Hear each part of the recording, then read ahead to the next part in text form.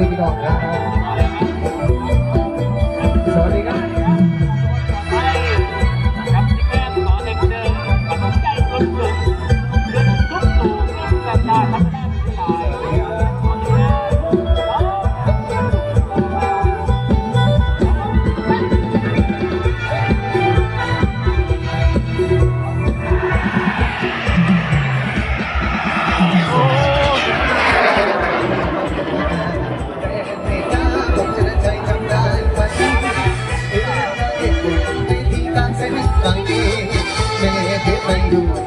ในเสียงดีก็มันแค่รสชาติที่งานออกมาดีดังศิลปินเอลโซผู้แปรเก็บนิ้วตัวแม่ลำบากเส้นยากแค่